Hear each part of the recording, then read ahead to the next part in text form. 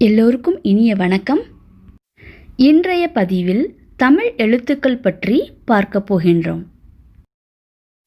தமிழ் எழுத்துக்கள் மொத்தம் 247.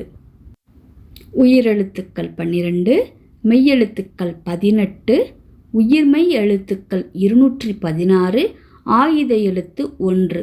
ஆக மொத்தம் 247. உயிர் எழுத்துக்கள் 12.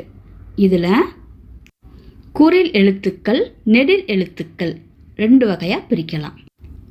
உயிர் எழுத்துக்களில் குறில் எழுத்துக்கள் 5, நெடில் எழுத்துக்கள் 7. ஆக மொத்தம் 12. அது என்ன குறில் எழுத்துக்கள், நெடில் எழுத்துக்கள் பார்க்கலாம்.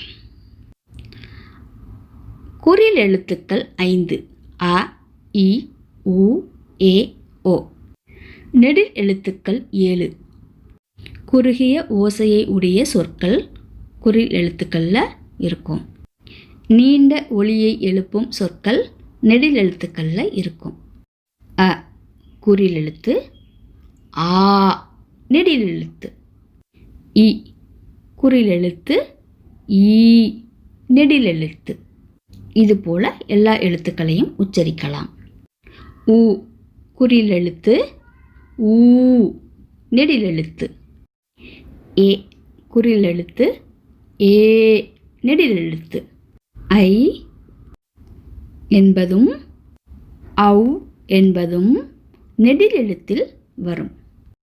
அடுத்ததா தமிழ் எழுத்துக்களில் உள்ள மெய்யெழுத்துக்கள் 18. அந்த மெய்யெழுத்துக்களை 3 வகையாக பிரிக்கலாம்.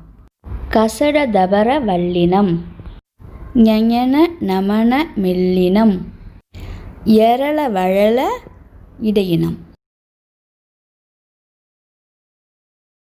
உயிர்மெய் எழுத்துக்கள் 216. மெய்யெழுத்து 18, உயிரெழுத்து 12 ஒன்றோடு ஒன்று சேர்ந்திட பிறக்கும் எழுத்துக்கள் உயிர்மெய் எழுத்துக்கள். அ, ஆ, இ, எல்லாம் இருக்குல்ல, அதெல்லாம் உயிரெழுத்து. இக்குலேருந்து இன் வரைக்கும் முடிகிற எழுத்துக்கள் 18 மெய்யெழுத்து. ஒரு உயிரெழுத்தை எடுத்துக்கிட்டு அதை மெய்யெழுத்தோட கூட்டினோம்னா நம்மளுக்கு உயிர்மெய் எழுத்து வரும். எடுத்துக்காட்டுக்கு இக் அப்படிங்கிறது ஒரு மெய்யெழுத்து, ஊ அப்படிங்கிறது ஒரு உயிரெழுத்து. 2 எழுத்துக்களையும் கூட்டையில் கு அப்படிங்கிற எழுத்து வரும். இப்போ க அப்படிங்கிற எழுத்து எப்படி வரும்னு பார்க்கலாம்.